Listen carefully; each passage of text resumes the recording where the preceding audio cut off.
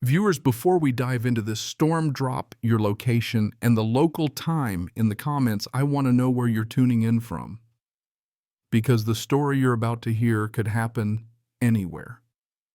Ezra Thornfield, Staff Sergeant, combat veteran, and grandson of a Purple Heart rancher, steps off a transatlantic flight expecting home.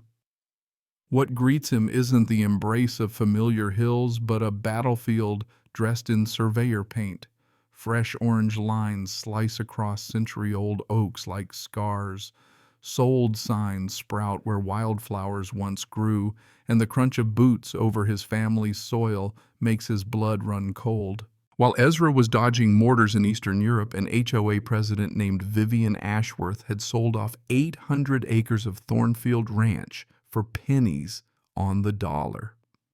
The land where his grandfather is buried, fenced off now like contraband. Imagine coming home from defending freedom abroad, only to be branded a trespasser on your own inheritance. It would almost be funny if it weren't so grotesque, like being fined for snoring in your own bed. Historians still argue whether land theft in America reached its peak during the railroad days or the suburban HOA era. But Ezra didn't need dusty textbooks. He was living proof that the frontier wars never really ended. Vivian herself was a caricature, made flesh, 52 years old, Mercedes G-Wagon, grass ruler in the glove box. She stood in Ezra's driveway, smirking, waving forged papers that claimed his grandfather had missed tax payments. The bank records Ezra carried proved otherwise, but try telling that to a local judge who golfed with her lawyer. Military housing allowance doesn't cover property taxes, does it, soldier boy? She sneered. Ezra had faced artillery shells with steadier nerves, but hearing that insult beside his grandfather's fresh grave that burned hotter than tear gas. His savings sat at $247. Divorce court had drained him dry, and every attorney in town had conflicts of interest. The cemetery's chain-link fence rattled in the wind, mocking his helplessness. Vivian filed restraining orders, branding him a dangerous veteran, spun neighborhood app posts about PTSD episodes, and installed cameras pointed straight at his home like he was Al Capone's long-lost cousin. Her masterpiece hosting community safety meetings where perfume and paranoia mingled, painting Ezra as the boogeyman beneath their designer beds. Yet even as the roses his grandfather had nurtured lay crushed under surveyor stakes, Ezra remembered his training patience reconnaissance striking at weak points. The enemy was arrogant, and arrogance leaves footprints in paperwork. His grandfather had left him more than memories. There were secrets in those old deeds, he was sure of it. Vivian thought she'd buried him in bureaucracy. She had no idea she'd just declared war on someone who actually knew how to fight one. Ezra's truck rattled 200 miles down back roads to the state archives, the last $47 in his pocket, feeding the tank. Dusty boxes stacked in the basement smelled like mothballs and mildew, but in their brittle pages lived salvation. There it was, original 1892 land grants, Purple Heart certificates, and golden as sunrise, the proof every tax payment had been made. The so-called delinquency was nothing more than a one-digit clerical diversion, a classic scam his divorce lawyer had once warned about. Historians still argue whether bureaucracy is incompetence or strategy, but in Ezra's world it was both, and this mistake smelled more like strategy with perfume spritzed on top. Vivian's arrogance had left a trail a mile wide. The emergency sale she'd pushed through violated the legal waiting period by 30 days. She was so hungry to steal that she couldn't even wait long enough to cover her tracks. Worse, her HOA had never properly reincorporated with the state. For 3 years, they'd been a paper tiger collecting dues with no legal authority. It was like discovering the neighborhood bully had been wearing fake muscles all along. Ezra chuckled darkly. Suddenly, those security cameras felt like scarecrows guarding empty fields. Then came Margaret Clearwater, retired schoolteacher and widow, who unearthed a box of original HOA covenants from her attic. The yellowed papers banned any land grabs beyond the original 50 lots. Vivian's so-called purchase of Ezra's acres wasn't just immoral, it was explicitly outlawed by her own founding documents. Margaret's quiet voice delivered the kind of blow even courtrooms can't ignore. Tom Bridgewater, a Navy veteran neighbor, added fuel when his digging revealed $89,000 drained from the community pool fund siphoned into Vivian's landscaping company. The pool itself looked like a swamp fit for Shrek algae thick enough to host a marching band. But the knockout punch came from Ezra's grandfather. Decades earlier, the old man had bought subsurface rights beneath Willowmere Estates. At the time, he thought minerals. What he'd really secured was ownership of the very ground under 50 luxury homes. Ezra now held the power to evict every mansion or force them to pay market value for the earth, holding up their basements. One appraiser pegged it at $45 million. That's the kind of figure that makes lawyers faint, and insurance companies run faster than toddlers near nap time. Ezra's allies grew bolder. Margaret formed Willowmere Truth Tellers, a Facebook group swelling to dozens, then hundreds. Stories of Vivian's petty tyranny filled its feed like a horror anthology.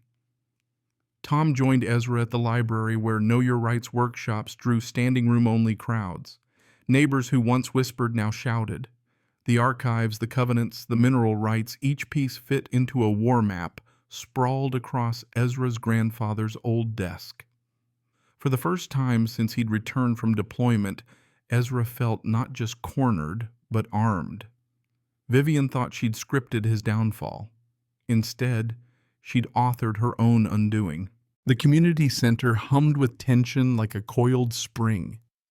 200 residents, veterans in leather jackets, local media with cameras blinking red, everyone waiting for the showdown.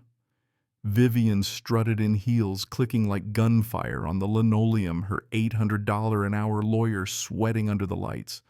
She opened with a honeyed voice, offering Ezra a generous deal buy. Back 400 acres for $1.2 million. Let bygones be bygones. The condescension dripped thicker than diner gravy. Ezra stood slowly, the room falling silent as 30 veterans straightened in unison. He didn't raise his voice. He didn't have to. Vivian, he said, before we discuss money, let's discuss ownership. The projector flickered alive, displaying the 1963 mineral rights deed signed by his grandfather. Gasps rolled through the hall like a wave. 50 homeowners suddenly realized their mansions balanced on land that wasn't theirs. Ezra explained calmly that relocation would cost $15 million, or they could purchase the rights for $45 million. The lawyer snapped his briefcase shut like a man cutting losses. Real estate agents in the crowd muttered prayers under their breath. Then Margaret stood, hand shaking but voice clear, and played the recording of Vivian bragging about forging tax documents. Every word was a nail in her coffin. That's when Agent Rodriguez flashed his badge. Vivian Ashworth, you're under arrest for wire fraud, conspiracy, and violations of the Service Members Civil Relief Act. The room erupted like a stadium after a game-winning touchdown. Vivian shrieked about communist plots and ungrateful neighbors as cuffs clamped on her wrists. Sheriff Mitchell added his own charges, money laundering, embezzlement, you name it. The veteran saluted silently as she was escorted out, heels clicking in defeat. Justice hadn't knocked. It had kicked the door clean off its hinges. 5 years in federal prison and $2.1 million restitution later, Vivian's empire was dust. Ezra's 500 acres were restored. Margaret became HOA president, Tom treasurer, and the board transformed into a transparent, neighborly operation. Ezra sold the subsurface rights back at a veteran's discount, $8.2 million over 10 years interest-free, because the real enemy wasn't the residents. It was corruption. The rose garden was replanted, the cemetery restored, and a scholarship fund for military kids grew from the settlement money. Ezra even married Janet the librarian who'd helped dig through those early documents, and their ranch became both cattle operation and veterans retreat. And when a young Marine called one evening desperate because his city planned to seize his family farm, Ezra just smiled at his grandfather's portrait. "Son," he said, "pack your papers. Justice isn't finished yet."